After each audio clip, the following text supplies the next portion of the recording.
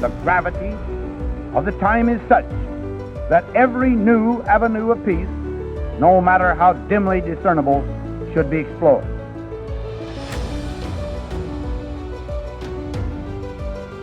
Never before in history has so much hope for so many people been gathered together in a single organization.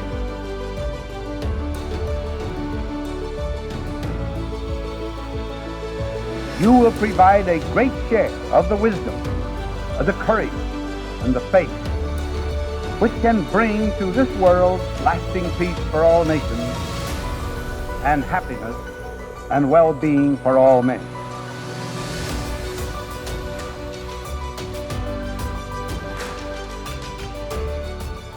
So we are here today with John Ahlberg, who is the founder and the CSO of Kärnfull. John, welcome to Titans. Thank you so much. Welcome back to Titans. Wow, that's incredible. So yes, a lot has happened since you were last on Titans of Nuclear, but we want to take it all the way back to the beginning and learn a little bit about you once again. So tell us, where you're from and how you got into the nuclear space to begin with. Yeah, that is a good question. And I can't remember, that interview was just a few months into launching Kärnfull Energy, which is the first company that we have in our Kärnfull group. So I'm from Sweden. The company is Swedish, now also in Denmark and growing elsewhere. Kärnfull is really the brainchild of myself and Chris, who is the CEO.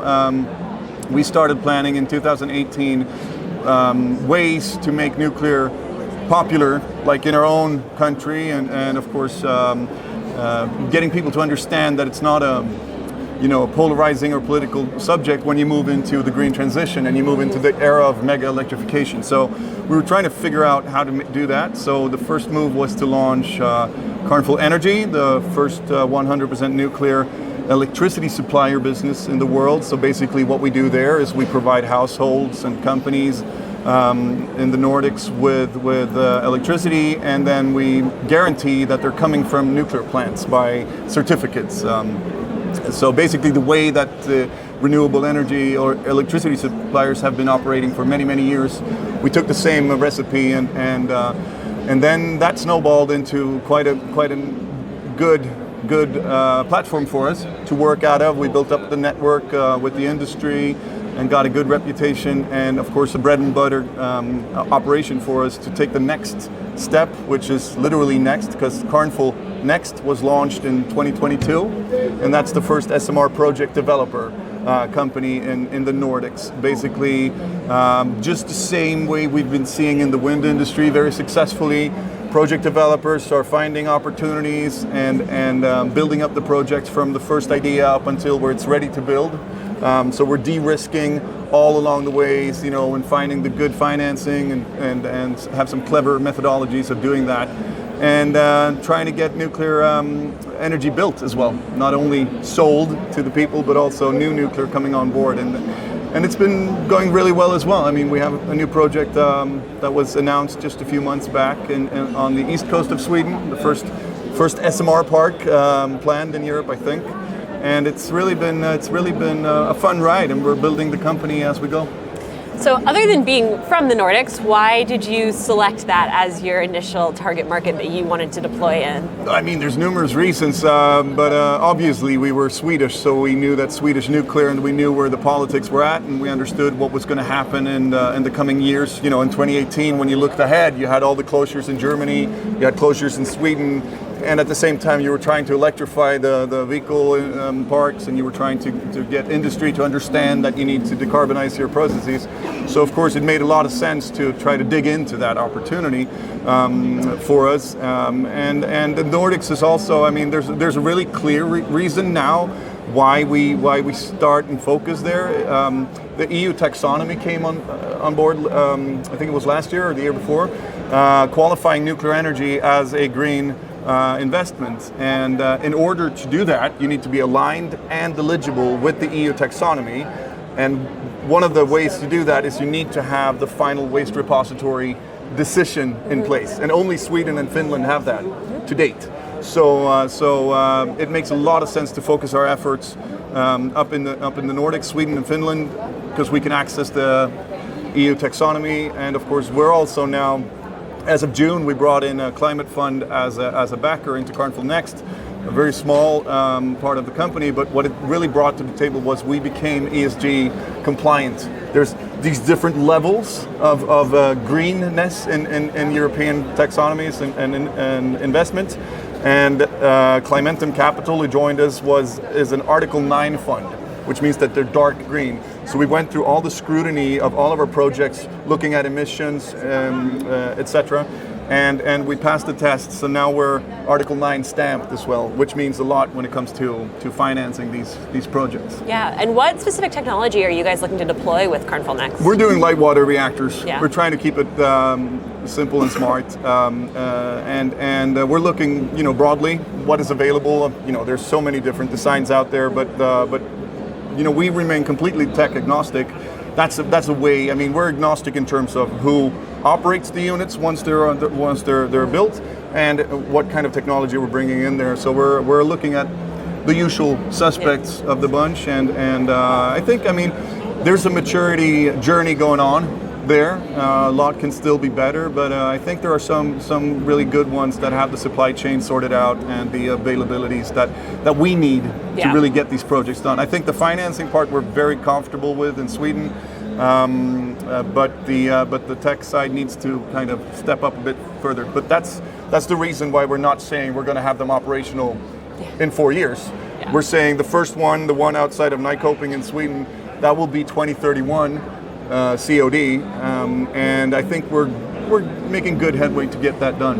And do you have a specific size range you guys are looking to target with this deployment? No, we tend to see that the sweet spot is somewhere along 300 megawatts electric, and that but it could be a little bit larger, or it could be multiple units of smaller ones, but I think that's about where we need to be.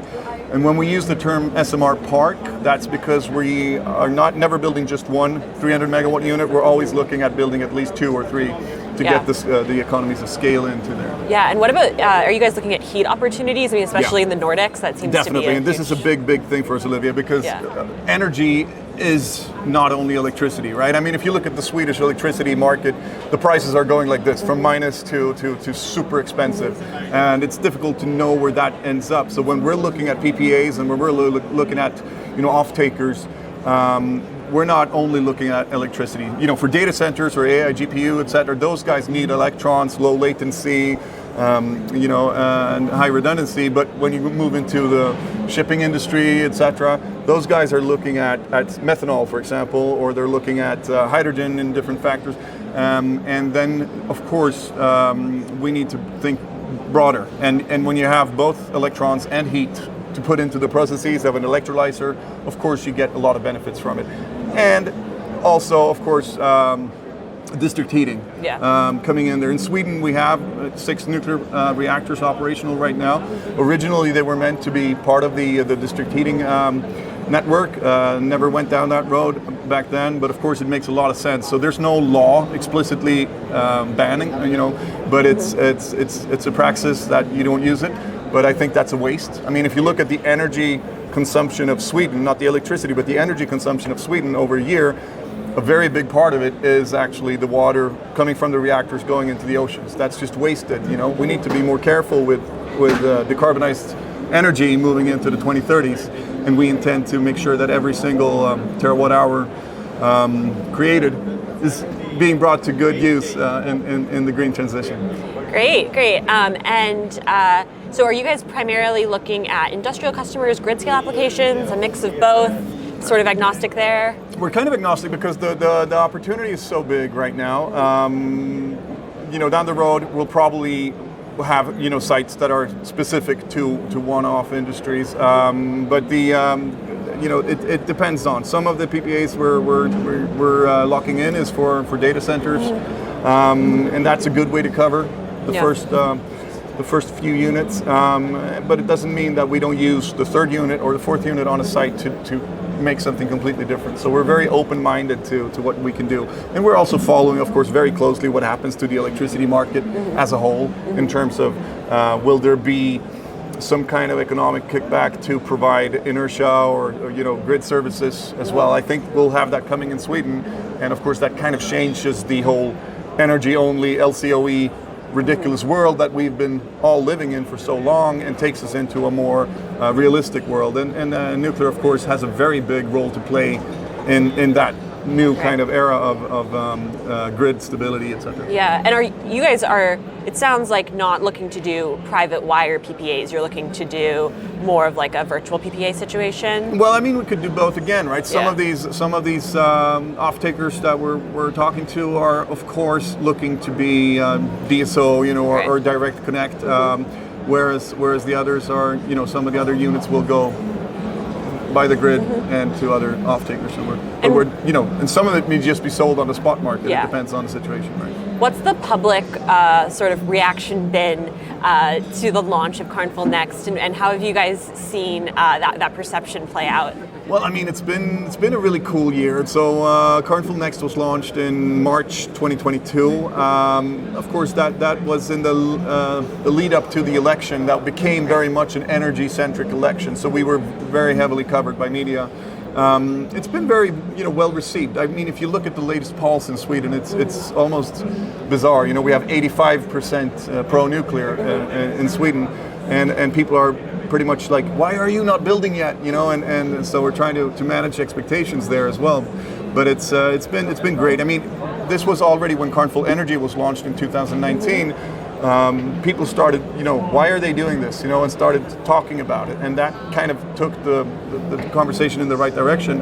And of course, the geopolitics and the security of supply and everything that's happened in the past years has also, put the needle onto nuclear. So it's victim of circumstance. 85% pro-nuclear is wild. Yeah. That's such an exciting statistic. Do you think that there are any societal factors or cultural factors that sort of play into that, or why do you think that is? I mean, that number has always been around 50%, because nuclear is a big part of our electricity mix, and we've never had any, issues with it. Right. So people are, I mean, when we started in 2019, it wasn't that people were, anti-nuclear. Right. They were just not, they didn't care.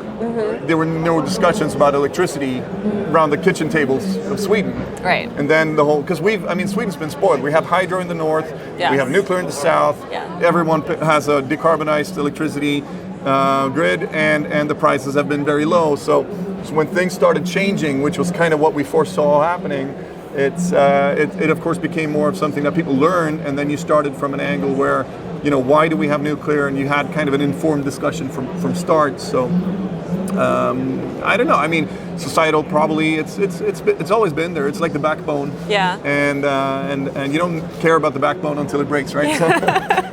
Yeah, well, because a lot of your sort of neighbors in the Nordic region are not pro-nuclear, right? Yeah, it's not really a thing in Norway or Denmark. Are you guys looking to influence any of those nations to start? Definitely. I mean, we've already started in Denmark, and Denmark is even more interesting for Kärnfull Energy than Sweden is. Denmark doesn't have its own nuclear plants yet, but it imports a lot of Swedish nuclear every year. And it's funny in Denmark, I really like that, because when you look at the demographics of these polls, it's the young people that are pro-nuclear. And it's very different. In Germany, it's quite the opposite. In Sweden, it's pretty bland, of course, obviously high numbers. But in Denmark, it's like the youth that are asking questions. What happens when the wind goes out or the sun doesn't shine? Well, obviously, we're burning a lot of biomass, and we're importing a lot of coal power from Germany. And this is, bullshit. Pardon my French. So it's interesting to watch Denmark, because the dynamics are really there. We were just last week, it was a lot of media attention, as we have been targeting a couple of sites there that could be of interest for Kärnfull Next. Kärnfull Next is obviously not operational in Denmark yet because it's illegal. But we were saying that if the politics change, there's plenty of good financing. You have, I mean, this year it's been crazy. Novo Nordic, this I think Europe's largest company now, their chairman of the foundation came out and supported nuclear and wanted to invest in nuclear. That of course changes things in the public narrative as well in Denmark. So that's been there, and we said, granted we are allowed to, we could easily take the Kärnfull next recipe to Denmark as well. And you mentioned Norway. There are companies up there trying to kind of start up the conversation.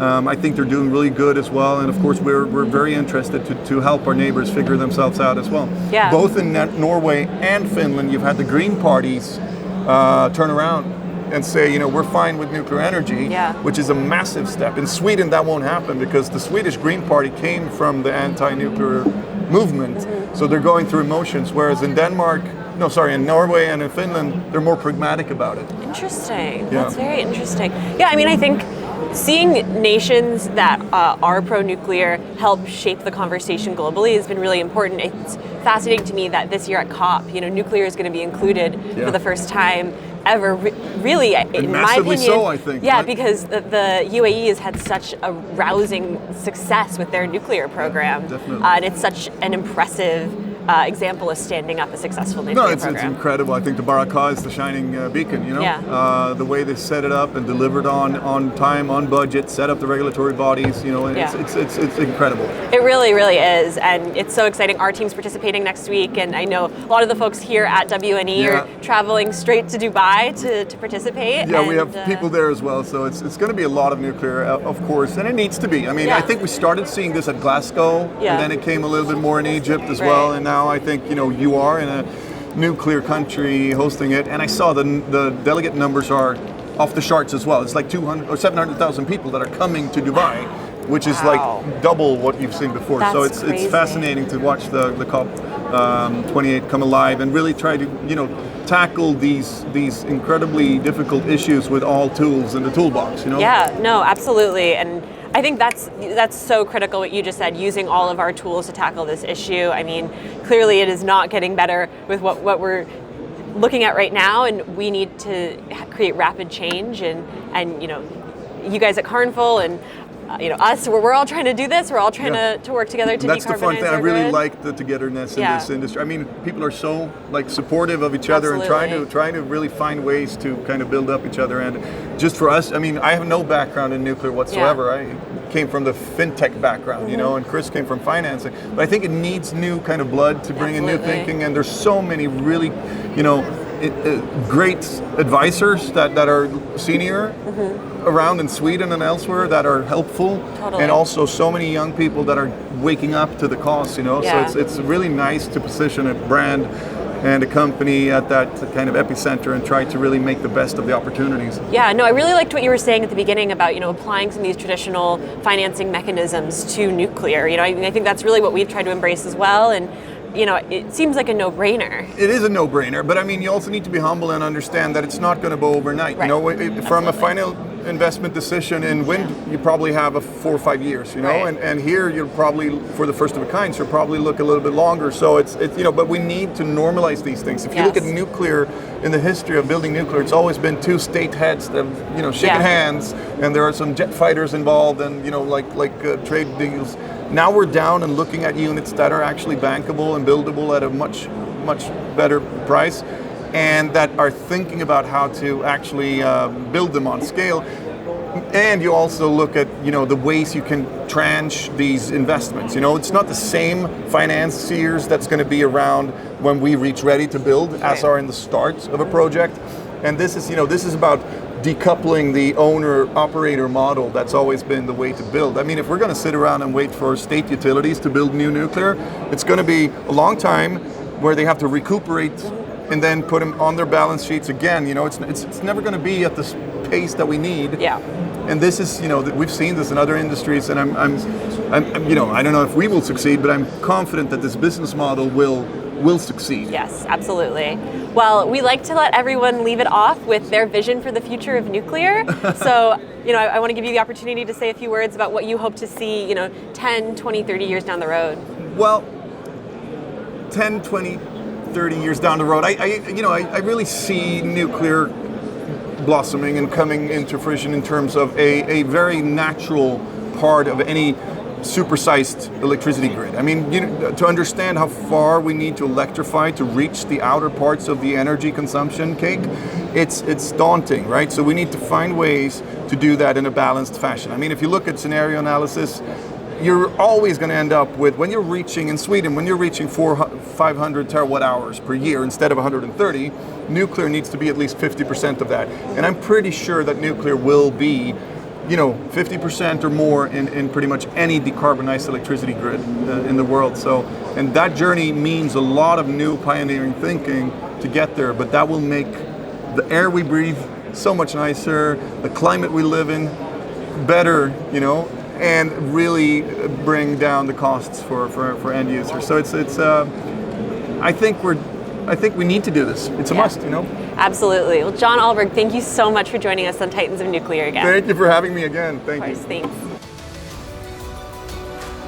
And initiate at least a new approach to the many difficult problems that must be solved in both private and public conversation if the world is to shake off the inertia imposed by fear and is to make positive progress toward peace.